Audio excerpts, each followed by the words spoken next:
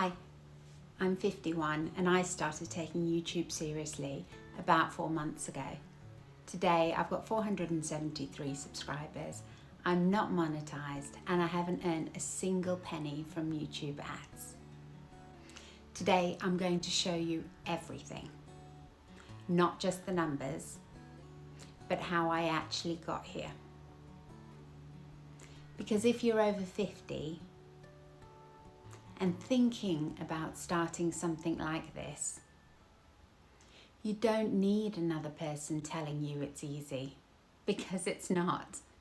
You need somebody showing you what it actually looks like. So I'm going to scroll through my channel from the very beginning right up to today and talk you through it. So if we go right back, this is where it all started.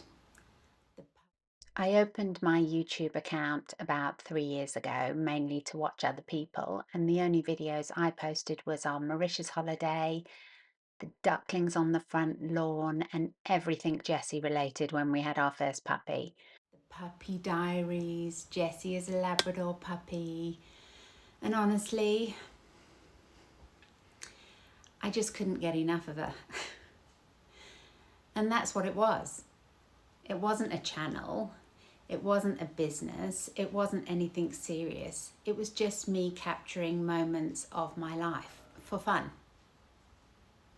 Family videos, holidays, plenty of holidays, and memories. There was no plan, no structure, and no intention behind it. But my husband always used to say to me, "You should do something on YouTube." I watch a lot of YouTube. You're as good as the people you watch. I probably spend an hour each night where I'm in the bath. But I didn't really believe it at the time. But he planted a seed.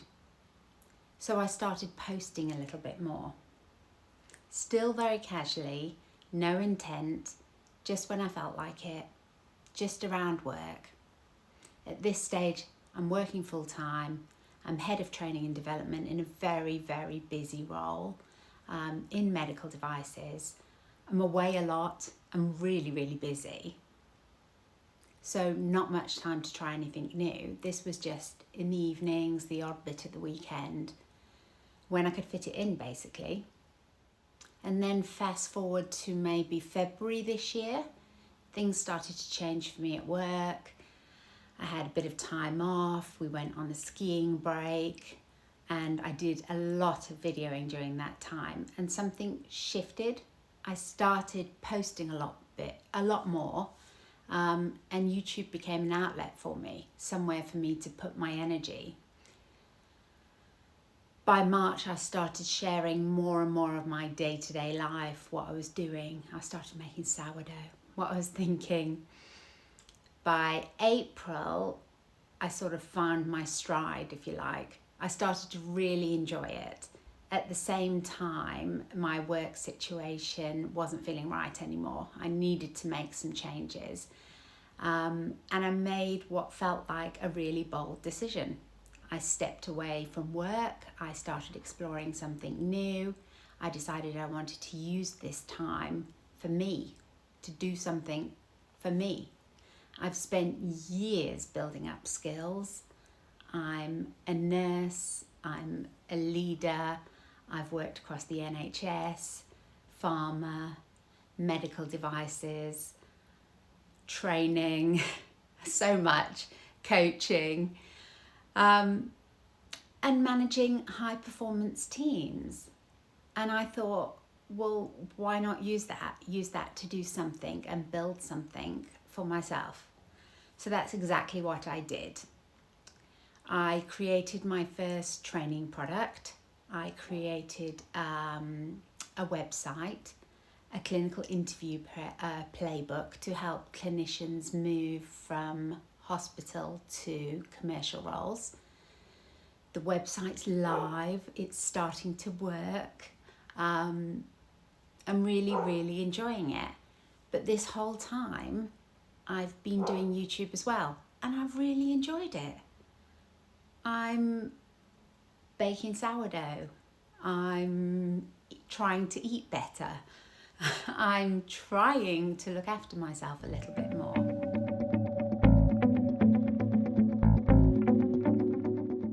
So it all started for us properly about 3 months ago, really, where we both sat down and decided we were going to do this. We bought a little camera.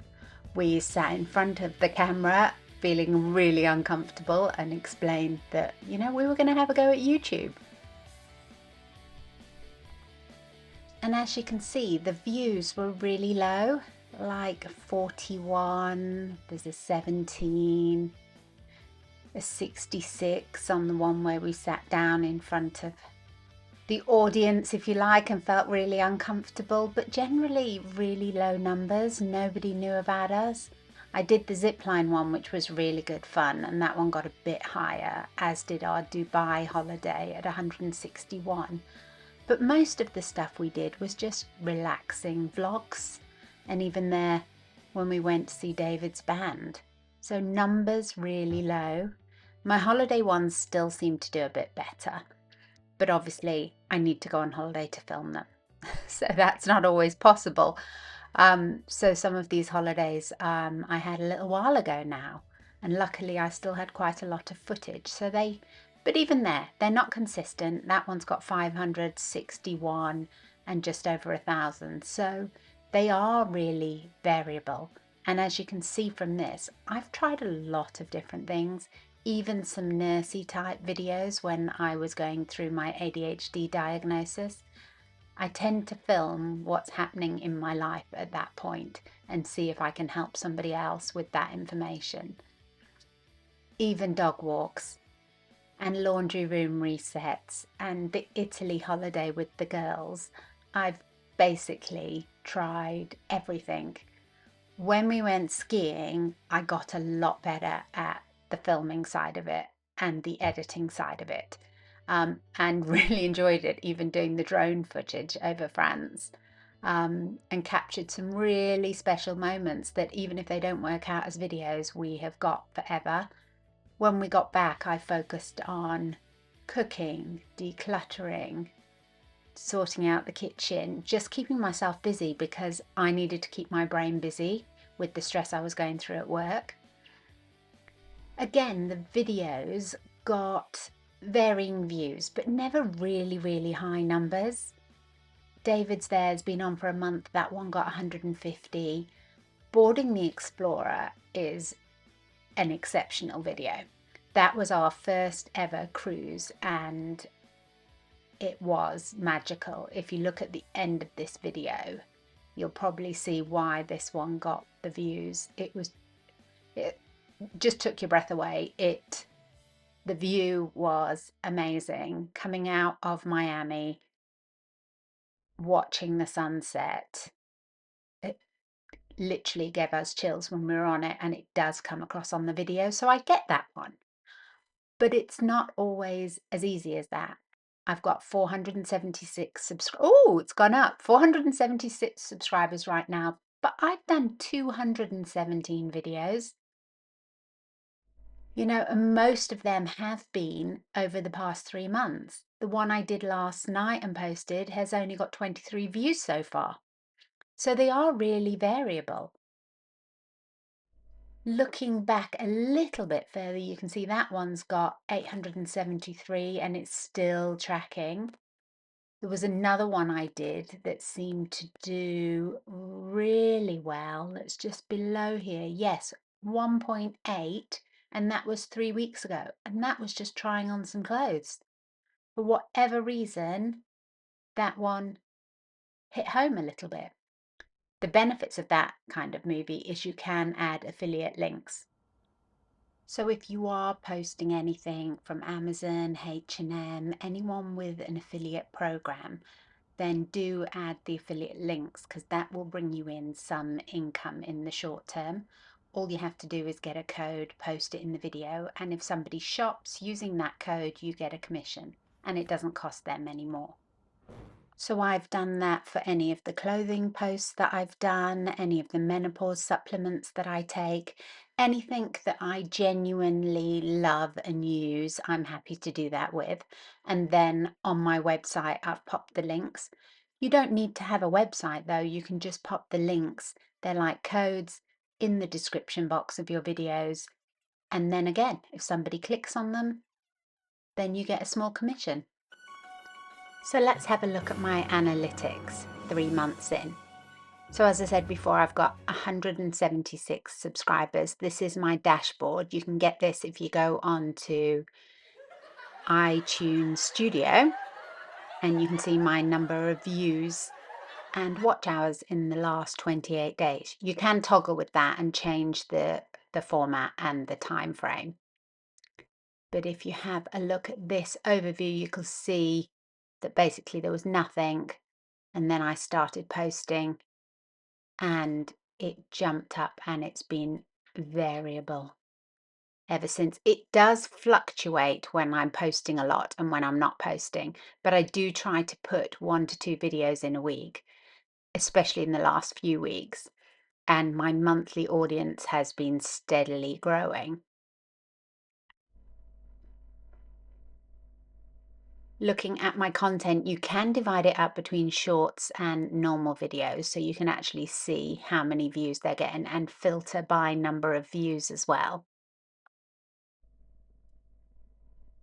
So you can see my Mauritius video is still hitting the top, but it was published 3 years ago.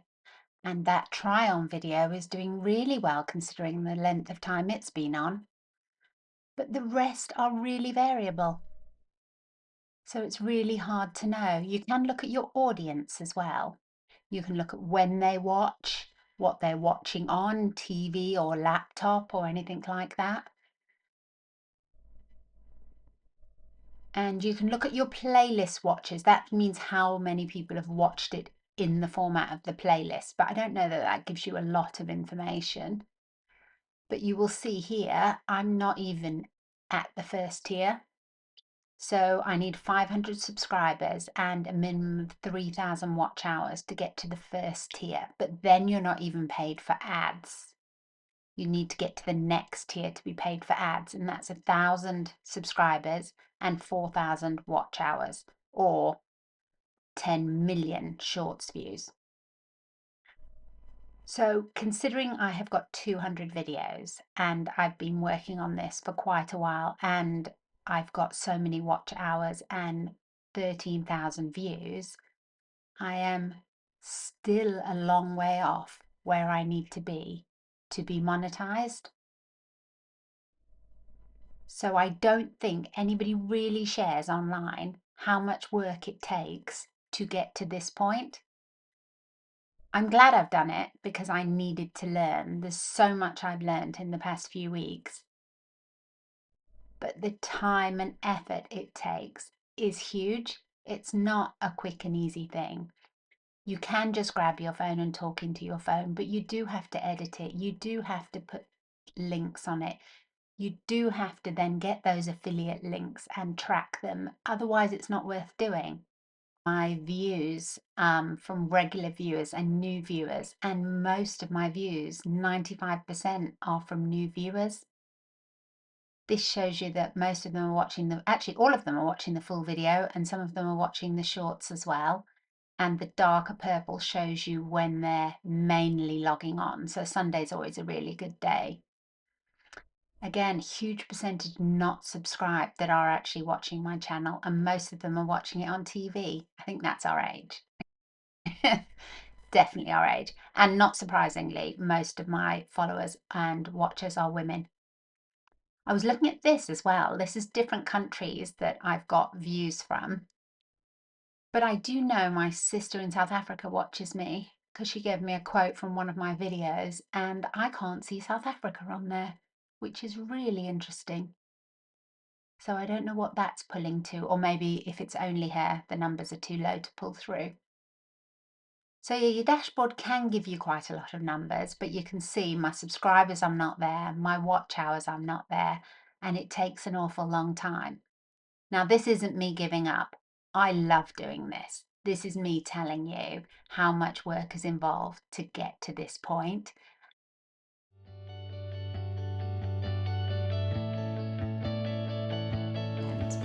I've still got loads to do, and I'm building lots of things at the same time.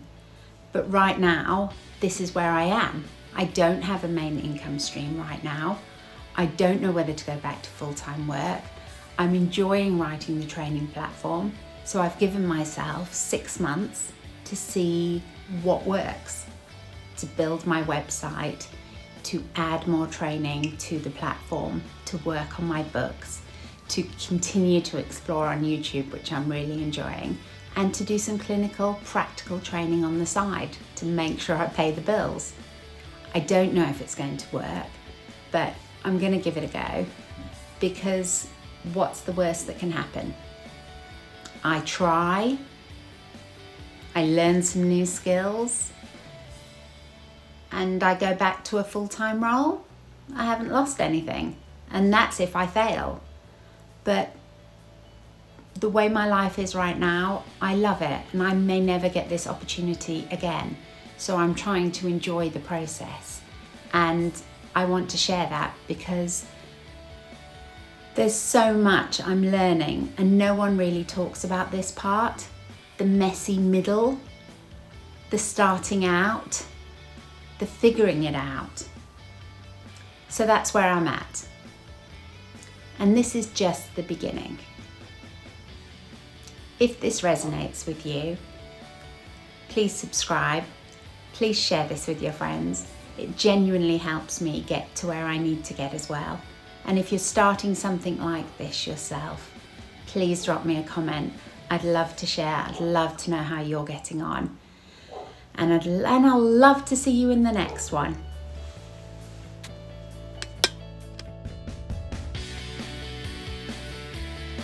Oh my God, that was awful.